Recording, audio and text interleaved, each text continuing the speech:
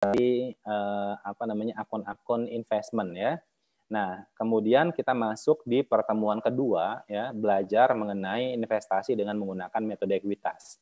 Nah, walaupun sudah kita pelajari di akuntansi keuangan menengah, tapi di akuntansi keuangan lanjutan ini memang agak sedikit kompleks. Kenapa? Karena kita sudah belajar mengenai perbedaan antara cost of investment ya dengan porsi hak dari si investor tersebut terhadap nilai buku dari ekuitasi investinya. Nah, ternyata cost of investment itu bisa aja berbeda dengan porsi hak milik, bukan hak milik ya istilahnya, hak dari si investor atas nilai buku dari si ekuitas investinya ya, yang mengakibatkan nanti di sini ada perbedaan nilai ya, sehingga akhirnya kita akan memperhitungkan goodwill. Nah, walaupun istilahnya dalam konsep investment in S dengan menggunakan metode ekuitas ya, goodwill yang diakui itu kan tidak dicatat secara akun tersendiri. Nanti istilahnya melekat di dalam nilai investment ya, in S-nya. Nah, itu di pertemuan kedua sama ketiga ketika kita bahas mengenai metode ekuitas ya, dengan kepemilikan 20 sampai dengan 50%. Nah, kemudian dalam konteks laporan keuangan konsolidasi ya, itu yang memiliki kendali. Kalau yang 20 sampai dengan 50% itu kan hanya memiliki kepemilikan yang signifikan, pengaruh gitu kan. Nah, sedangkan untuk konsolidasi laporan keuangan dengan kepemilikan di atas 50%, artinya si investor tersebut kan memiliki kendali atas si investee. Nah, di sini baru muncul di dalam laporan keuangan konsolidasi itu akun-akun seperti goodwill ya, kemudian paten ya, dan lain sebagainya. Ketika ada perbedaan antara cost of investment ya, ataupun nilai perusahaan dari si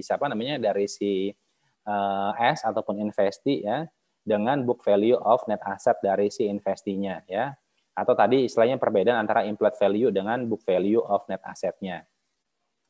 Nah, itu pada saat kita belajar mengenai laporan keuangan konsolidasi, kebanyakan yang kita pelajari akuisisinya itu di awal tahun ya. Nah, pada saat ini ya, atau yang kita pelajari hari ini, kita akan membahas laporan keuangan konsolidasi bagaimana kalau misalkan akuisisi yang dilakukan pertama kali itu bukan di awal tahun, ya, tapi di tahun berjalan ya. Nah, nanti di sini untuk akuisisi di tahun berjalan, ini kita akan mengenal ada yang dinamakan dengan pre-acquisition earnings ataupun pre-acquisition dividend. Nah, kenapa demikian ya? Jadi, kalau untuk perusahaan membeli saham anak perusahaan dalam tahun berjalan, maka mesti harus dibuat adjustment ya untuk laba dan dividen yang dilaporkan anak perusahaan yang tidak menjadi bagian ataupun hak induk perusahaan. Nah, ini nanti kita akan mengenal dengan pre-acquisition earnings ya, atau pre-acquisition income dan pre-acquisition dividend. Nah, untuk pengakuan laba sebelum akuisisi ya, di sini ada dua metode ya. Metode yang pertama itu yang dinamakan dengan pre-acquisition earnings itu sendiri, pre-acquisition income itu sendiri ya. Nah, di metode yang pertama kita tidak memasukkan komponen penjualan dan biaya-biaya anak perusahaan sebelum saham perusahaan dimiliki oleh induk. Tapi nah ini yang nanti kita menggunakan pre-acquisition earnings ataupun pre-acquisition income. Terus cara yang kedua ya, ini dengan memasukkan seluruh penjualan dan biaya-biaya selama 1 tahun, kemudian dikurangi dengan laba sebelum akuisisi sebagai pos terpisah. Nah, di sini nanti kita akan mengakui untuk sales dan COGS dan expense itu sebelum akuisisi ya. Kemudian kita lihat di sini ada contoh ya, ada P membeli 90% saham S pada tanggal 1 April 2016 senilai 213.750. Kemudian di sini ada informasi yang diberikan oleh S ya. Jadi ada sales, ada COGS, kemudian ada dividen. Nah, sekarang kalau secara keseluruhan, ya dalam 1 tahun tersebut, sales itu nilainya sebesar 100.000. Kemudian COGS dan expenses sebesar 50.000. Nah, kemudian kalau kita lihat dividennya 25.000. Cuma kan kalau untuk dividen kita mesti harus lihat tanggal di mana dividen itu diberikan atau titik di mana dividen itu diberikan. Nah, ini penting. Kenapa? Karena nanti di sini akan berpengaruh terhadap apa? Terhadap penyesuaian atas RE ya. RE misalkan periode dari tanggal 1 Januari sampai dengan tanggal 1 April. Sedangkan kalau untuk sales dan expenses ya, termasuk COGS-nya, kita akan menganggap karena memang ini terjadi selama tahun berjalan sehingga kita mesti harus membuat pembagian ya atas sales ataupun expense itu sesuai dengan istilahnya prorata ya, prorata ataupun istilahnya dibagi sesuai dengan bulannya ya. Nah, kemudian biasanya komponen stockholders equity ya, baik capital stock atau rated earnings ya, biasanya diberikan informasinya itu di awal tahun dan di akhir tahun.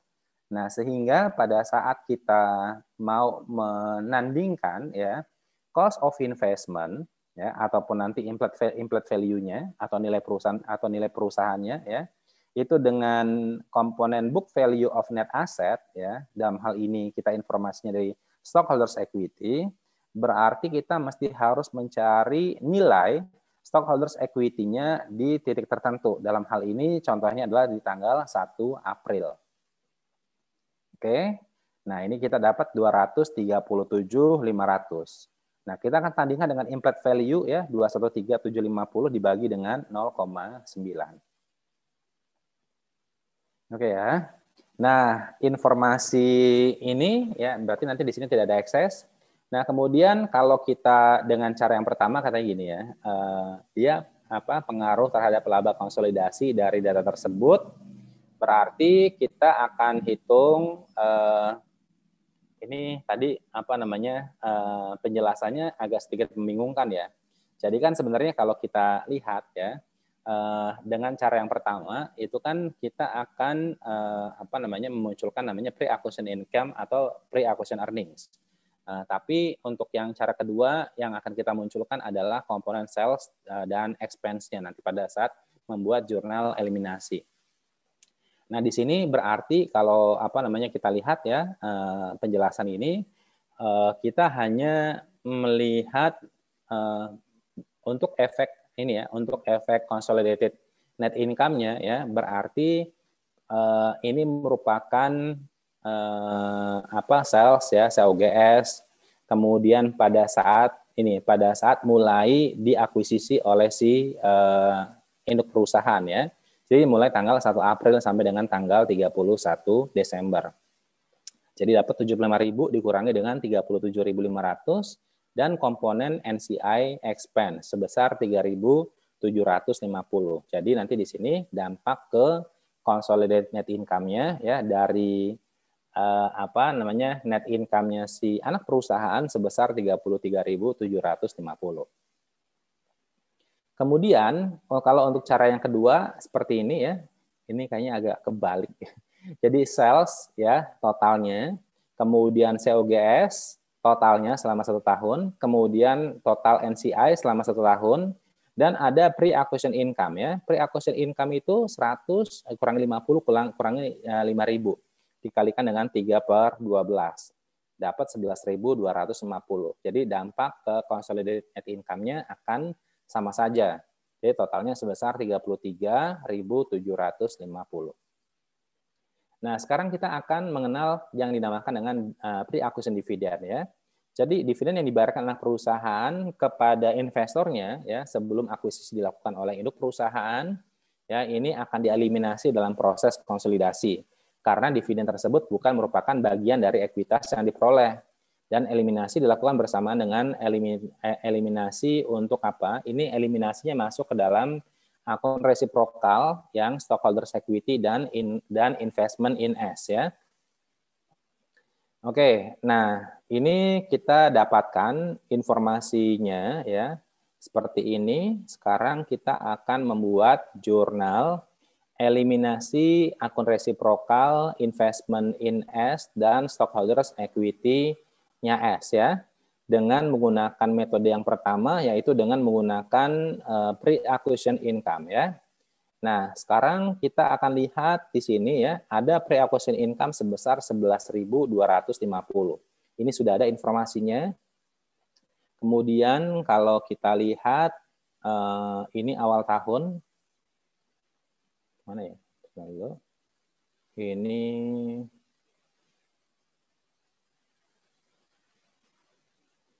Ini berarti awal tahun, ini awal tahun, kemudian ini awal tahun, ya. Jadi kalau saya lihat ini, oke, ini sudah apa namanya sesuai dengan perhitungan di bawah. Kemudian ini awal tahun.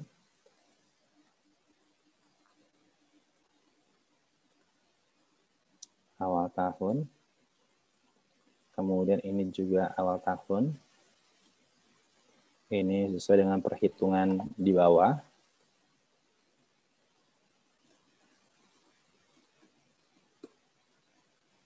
Kemudian ini investment pada saat tanggal akuisisi ya. Yaitu tanggal 1 April 2016. Kemudian ini untuk NCI-nya adalah awal tahun. Oke. Nah, ini yang kita kita buat ya, jurnal eliminasi akun resiprokal, investment in S dan shareholders equity-nya S ya. Tapi nanti di sini kita memunculkan ada yang dinamakan dengan pre-acquisition income. Bagaimana cara untuk membuat pre-acquisition income ya angkanya? Berarti nanti di sini kan berapa jumlahnya? 50.000 ya. 50.000 50.000 kemudian dikurangi dengan porsi NCI yaitu sebesar 5.000. Jadi istilahnya net income selama bukan net income ya, berarti sales ini ya. Kalau tidak salah berarti sales salesnya itu berapa sih periode? Coba kita lihat. 100.000 ya. Oh, berarti istilahnya nanti di sini net income-nya ya. Oke, net income-nya berarti 50.000 ya, karena nanti di sini dikali dengan 1/4 ya. Ini berarti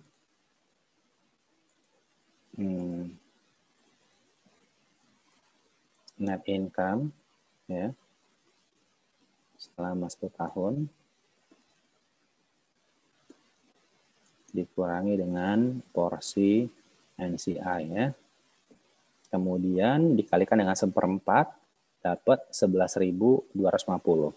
Kemudian kalau untuk yang pre-acquisition dividend ini berarti dividen yang dibayarkan oleh S itu sebelum tanggal 1 April 2016. Nah, itu angka-angkanya. Oke, kemudian kita akan melihat ya ke ini ke NC expense-nya. Oke, ini saya hapus. Nah, untuk NC expense-nya ini dia berarti untuk net income ya. Net income 1 tahun ya. Kemudian ini berarti dividen 1 tahun. Nanti baru nanti NCI ending itu selisihnya. Nah, ini dengan cara yang memunculkan pre-acquisition earnings ya. Nah, sekarang cara yang kedua.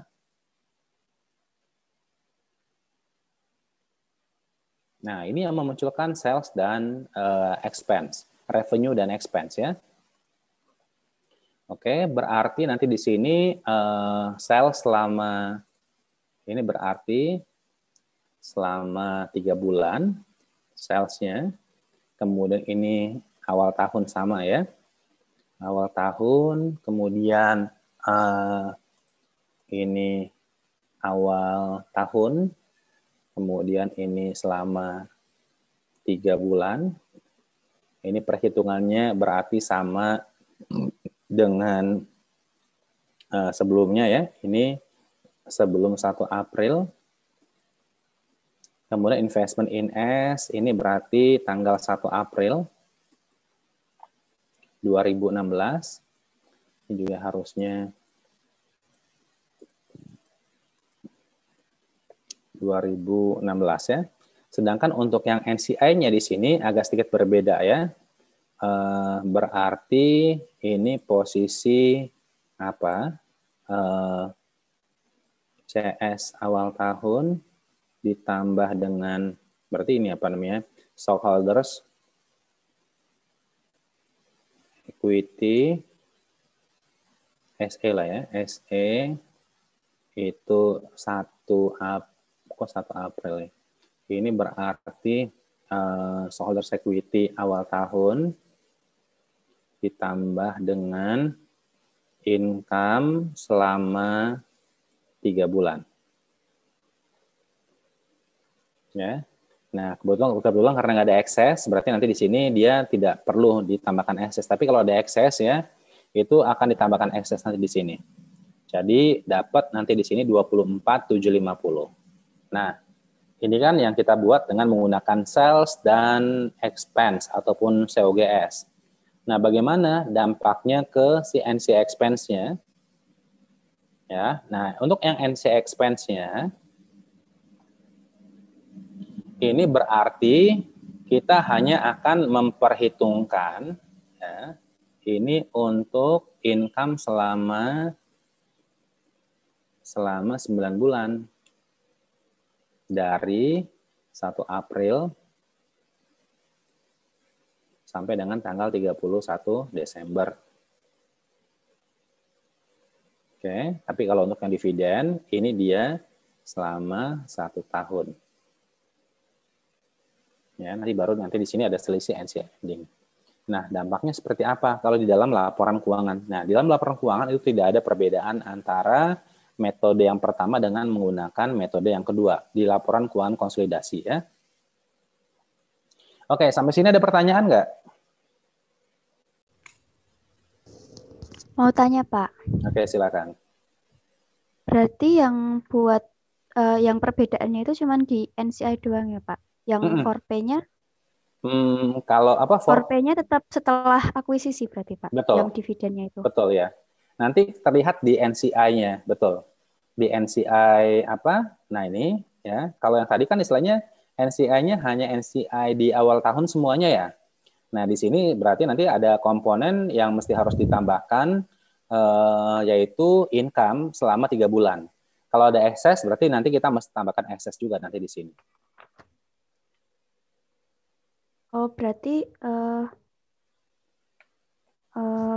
itu yang awal tahun ya, Pak, berarti? Gimana? Ini yang awal tahun yang 200 tambah 35.000. Berarti itu dari RE beginning ditambah common stock, betul. Tambah terus dengan ditambah perubahan income. Sales aja. Sales COGS. dikurangi. Oh ya, sorry. Sales dikurangi dengan COGS-nya. Berarti Sama income excess. ya, net income ya. Iya, berarti istilahnya ditambah dengan net income selama ya net income maksudnya. Bukan dikurangi, maksudnya tidak diperhitungkan dengan dividen ya. Jadi kan kalau kita lihat RE itu kan net income ditambah dengan dikurangi dengan dividen ya. Nah, ini jangan dividen itu jangan diperhitungkan di sini. Jadi net income selama 3 bulan ya itu berarti 50.000 dikali dengan 1/4 dapat 12.500 ya kan. Nah, kemudian kalau ada excess kita tambahkan juga di sini. Plus minus berarti ya, Pak? Ya, betul. Excess di awal ya pada saat excess akuisisi. Ya. Sama yang pre-acquisition income itu tadi, Pak. Boleh diulang nggak, Pak? Yang ini? Iya, itu. Oke, kalau pre-acquisition berarti perhitungannya itu sama aja kayak net income S dikali periode sebelum akuisisi dikali persennya P gitu, Pak. Betul ya. Berarti boleh, kalau yang itu kan asumsinya kayak NCI-nya diketahui gitu kan, Pak. Kalau yang mana? Yang 5.000-nya itu. Yang 5.000 tuh, oh oke. Ya, kalau misal sebenarnya gini, NCI itu kan dari persentase ya. Persentase kepemilikannya dia berapa gitu kan. Nah, berarti istilahnya kalau langsung katakanlah dikaliin 10%. Betul. Ya, jadi kalau misalnya memang 20%, ya berarti nanti pengurangnya 10.000. Nah, ini juga pasti akan sama sih. Ya, contohnya nih, misalkan tadi kan income selama 3 bulan itu 12.500. Ya kan? Nah, kalau kepemilikannya hanya 80%, ya tinggal dikalikan aja. 12.500 dikali dengan 80%, itu dapat 10.000. Nah, ini juga sama nih, perhitungan 50.000 dikurangi dengan 10.000. Ya kan, dapat 40.000 dikali dengan 1/4, 10.000, sama kan? Ya, Pak. Makasih, Pak. Oke. Yang lainnya, ada yang masih bingung? Saya yakin pada masih bingung sih, ya. Oke, nggak apa-apa. Nanti kita coba latihan. Cukup nggak waktunya? Satu aja kalau nggak ya. Nah, kemudian yang kedua, ya, ini saya mesti harus menyampaikan materi yang ini ya. Kira-kira cukup nggak ya waktunya? Oke, masih ada 20 menit ya. Nah, sekarang kita akan bahas mengenai kepemilikan saham bertahap ya. Jadi kalau tadi ya, itu kepemilikannya langsung di atas 50%. Mau di awal tahun ataupun mau di tahun berjalan ya. Nah, itu jadi langsung punya kendali. Nah, tapi bagaimana kalau ternyata kepemilikan ini dilakukan selama beberapa kali sampai dengan si P itu memiliki kendali terhadap S. Jadi di sini ya, pada saat kendali diperoleh ya, pemilik saham harus mengukur ulang, dalam hal ini P ya, investasi awal yang telah dimiliki sebelumnya pada nilai wajarnya ya. Jadi nilai wajar di tanggal akuisisi itu pada saat tanggal akuisisi ketika punya kendali ya, itu berapa. Dan mengakui adanya laba atau rugi di dalam laporan laba ruginya ya. Kemudian sekali kendali diperoleh, semua kenaikan atau penurunan kepemilikan berikutnya diperlakukan sebagai transaksi antar pemegang saham dan dilaporkan dalam ekuitas. Oke ya. Jadi sebelum kendali diperoleh, maka investasi saham diperlakukan sesuai dengan standar yang relevan. Jadi pada saat kendali diperoleh, nilai wajar aset dan liabilitas entitas yang diperoleh, termasuk goodwill diukur ya. Kemudian penyesuaian yang timbul atas aset dan liabilitas sebelumnya diakui sebagai laba ataupun rugi. Kemudian perolehan kendali memicu terjadinya pengukuran ulang. Nah, di sini kita diberikan contoh ya. Pada tanggal 1 Januari 2016, X membeli 50% sahamnya senilai 120.000. Sebelumnya, X sudah mempunyai 20% sahamnya yang dibelinya seharga 40.000. Nilai wajar saham ini pada 1 Januari 2016 itu sebesar 48.000. Fair value dari NCI di tanggal 1 Januari 80.000. Kemudian dan nilai wajar net aset yang dapat diidentifikasi sebesar 220.000. Nah, karena pada tanggal 1 Januari 2016, total kepemilikan saham X itu menjadi 70% dan diasumsikan mempunyai kendali, berarti nanti perhitungan seperti ini. Jadi kan di periode sebelum tanggal 1 Januari 2016, si X itu dia sudah memiliki saham sebesar 20%. Nah, ini berarti diakui dengan menggunakan metode ekuitas ya. Nah, kemudian ternyata di tanggal 1 Januari 2016 ya, si X ini dia membeli tambahan 50% saham Y ya, sebesar 120.000. Nah, berarti kita mesti harus hitung nih berapa nilai investment in S pada tanggal 1 Januari 2016 tersebut. Nah, kebetulan ya bahwa nilai yang saham yang dibeli sebelumnya ya, itu nilai wajarnya di tanggal 1 Januari 2016 naik menjadi 48.000. Jadi nilai 48.000 ini yang kita gunakan dalam memperhitungkan ya berapa nilai investment in S di tanggal 1 Januari ketika si X tersebut itu memiliki kendali atas Y ya. Dihitung dapat ya 168.000. Nah, sekarang kita mau lihat NCI tersebut dia memiliki nilai wajar nggak? Kalau misalkan memang memiliki nilai wajar, ya berarti kita langsung tambahkan ke dalam nilai investment in S-nya, ya, untuk menentukan nilai saham perusahaan. Kalau tidak memiliki nilai wajar, berarti kita ya bikin seperti biasanya dengan implied value, ya. Nah, kemudian baru kita tandingkan dengan apa? Dengan nilai. Ini sebenarnya bukan nilai wajar net asset yang dapat identifikasi ya, berarti istilahnya book value of net assetnya. Kenapa? Nanti di sini kan ada excess ya. Excessnya itu apakah memang hanya diperoleh hanya akan dialokasikan ke goodwill saja atau kepada aset ataupun liabilitas dari si Y-nya. Nah, kebetulan sepertinya ya ini nilai wajar asetnya nilai wajar net asetnya si Y ya itu sama dengan nilai buku dari si net asset Y ya. Berarti nanti di sini alokasinya hanya kepada goodwill sebesar 28.000. Nah, dari informasi sebelumnya di mana bahwa nilai investment in S itu yang dibeli 20%, 40 sebesar 40.000 ya kan. Kemudian karena memang di tanggal 1 Januari ini kepemilikannya sudah kendali ya, berarti kita mesti harus menilai untuk investment in S yang sebelumnya 40.000 menjadi 48.000 ya. Nah, berarti kita akan membuat jurnal seperti ini. Ada cash yang dikeluarkan sebesar 120.000, kemudian ada investment ini 128.000 dan gain on increase in value of share ya. Nah, kalau misalnya memang kepemilikan sebelumnya dengan menggunakan cost method atau available for sale securities ya atau trading investment, berarti nanti di sini ada reclass ya. Berarti ada akun yang mesti harus dihapuskan. Nanti di sini nilai investment in S-nya sesuai dengan investment in S pada saat itu gabungan ya. Nanti baru kreditnya nanti di sini ada trading securities atau available for sale securities. Nah, kemudian kalau ternyata nilai saham NCI-nya di tanggal 1 Januari tidak diketahui seperti yang tadi saya sampaikan ya. Berarti kita akan membuat implied value ya. Ini 168.000 dibagi dengan 0,7. Berarti dapat 240.000.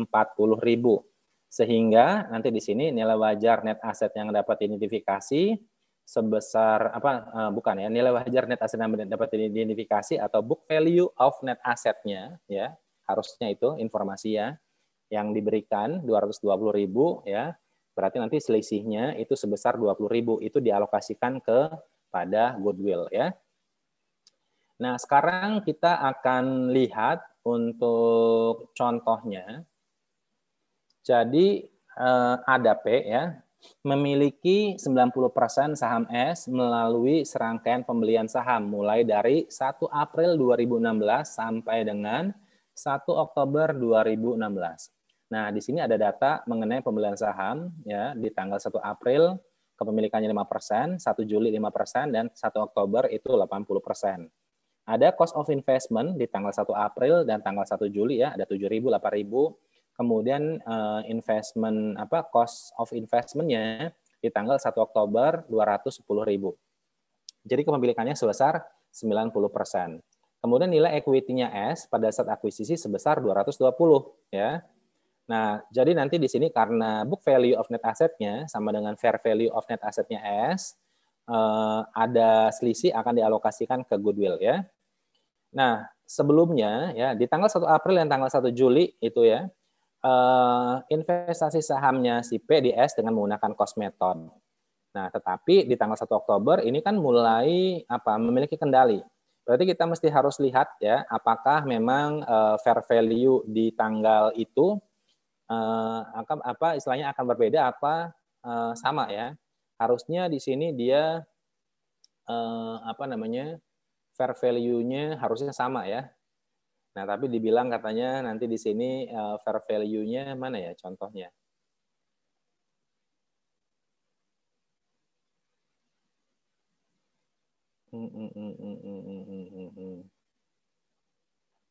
Oh ya, ini berarti kita jumlahkan semuanya. Jadi dianggap bahwa fair value-nya sama dengan book value dari si investasi yang 10% ya. Berarti kita tambahkan semuanya dapat 225.000. Oke. Kemudian kita hitung implied value-nya karena tidak ada informasi mengenai fair value dari NCI. Berarti nanti di sini implied value-nya sebesar 250.000. Oke, kemudian kalau kita lihat nanti ya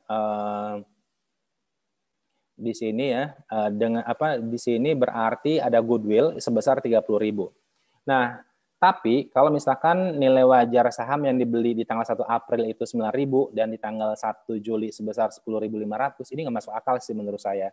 Karena kan kita harga sahamnya satu perusahaan itu kan di satu titik tertentu kan sama harusnya, ya.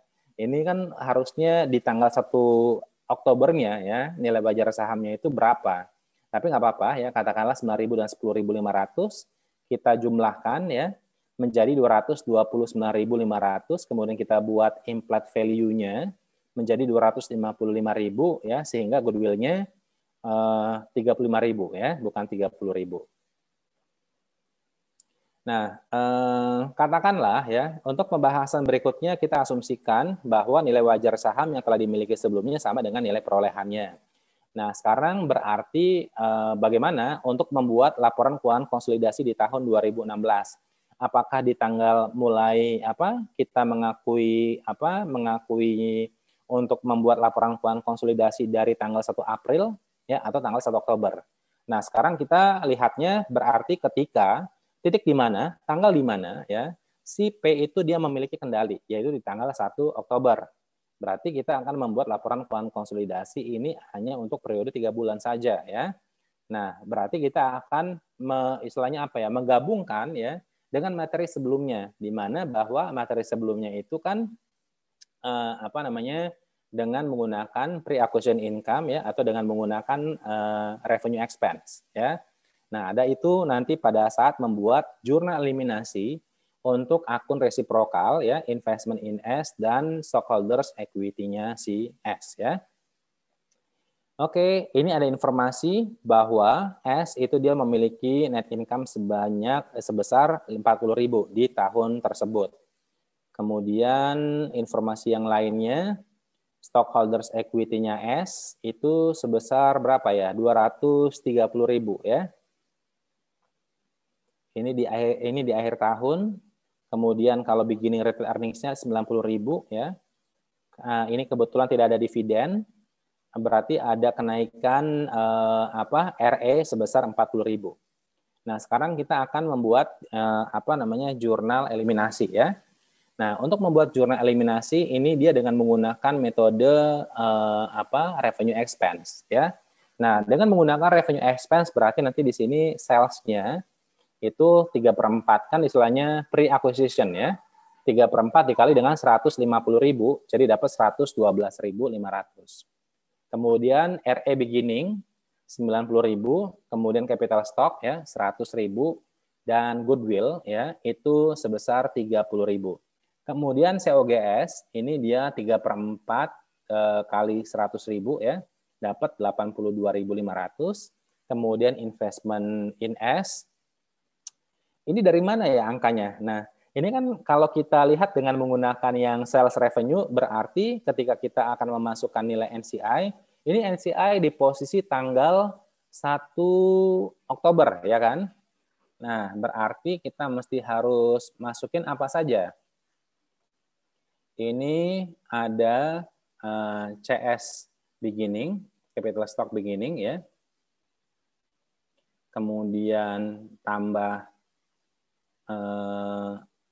RE beginning, kemudian ditambah dengan net income ya 9 bulan, kemudian ditambah dengan excess ya, ada excess kan sebesar 30.000. Oke, ini yang kita buat.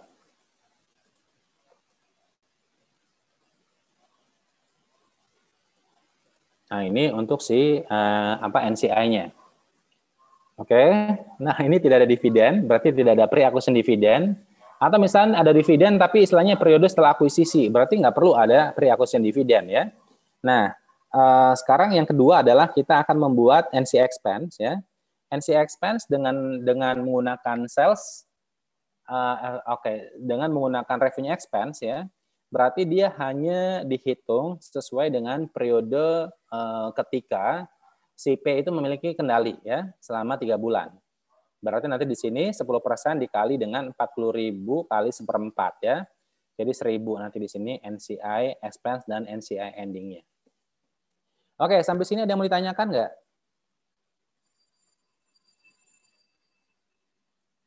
Ayo silakan bertanya. Oke, kemudian kalau untuk yang ini equity sama saja ya.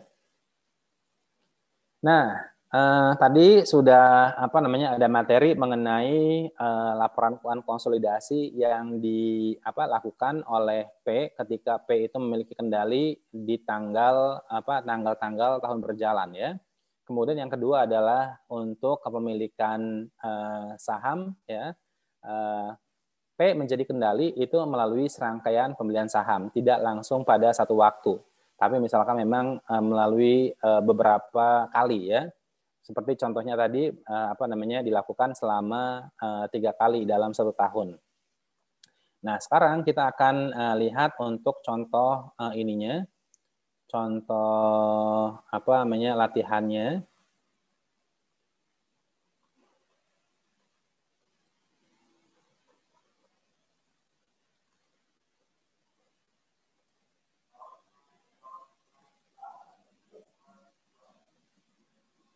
Mana ya?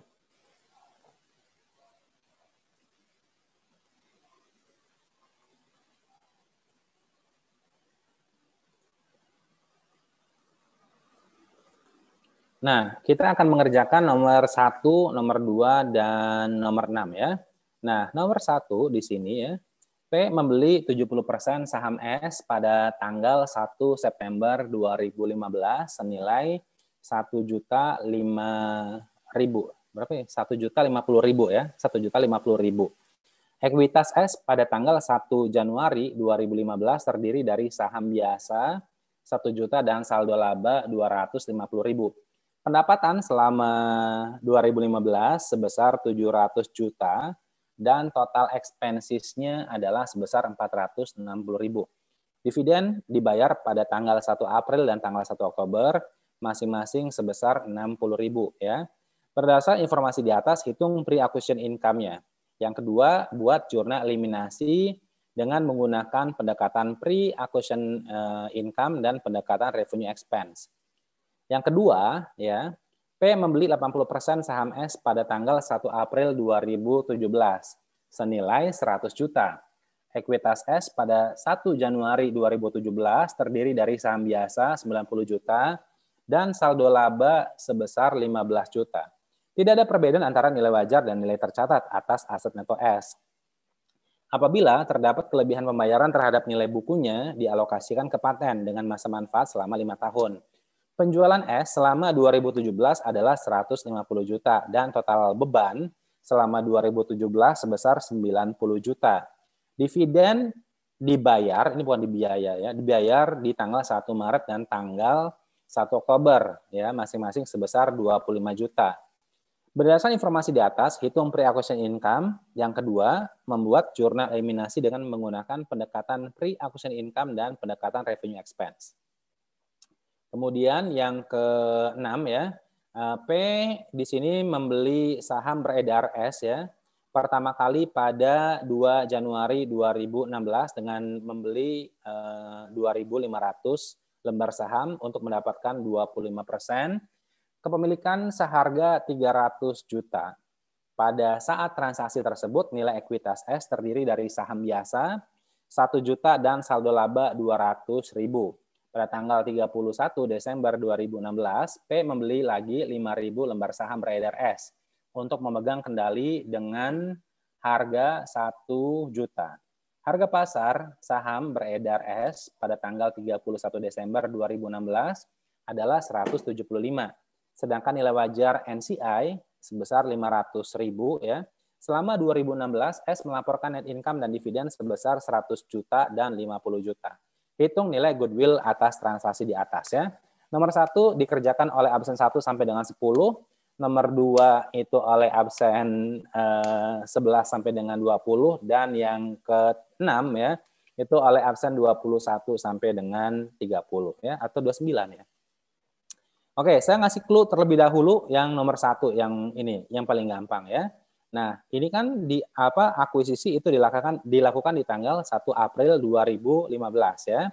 Berarti nanti di sini ada nilai cost of investment sebesar 1.050.000.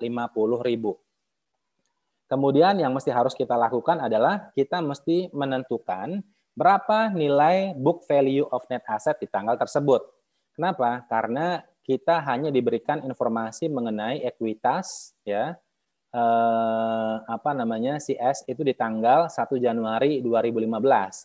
Tapi di sini kita mendapatkan informasi mengenai apa? Mengenai saldo laba. Laba ya. Mana di sini ada nggak? Oh, pendapatan dan total expense-nya.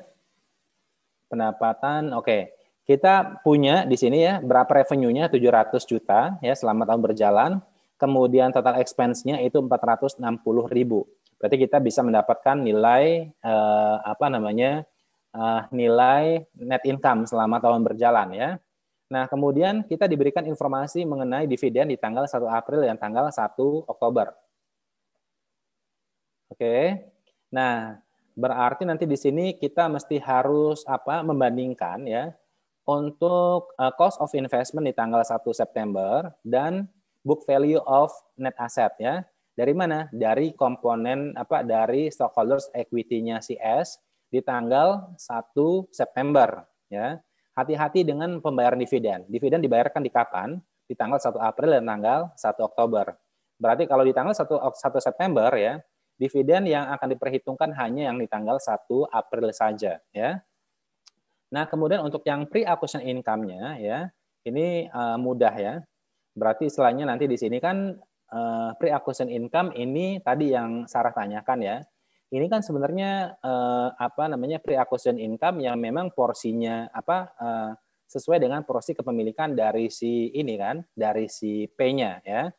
Kemudian kalau untuk jurnal eliminasi ya, ini dengan menggunakan pre-acquisition income ya dan dengan menggunakan revenue dan expense tetap harus diperhatikan dari sisi NCI-nya ya.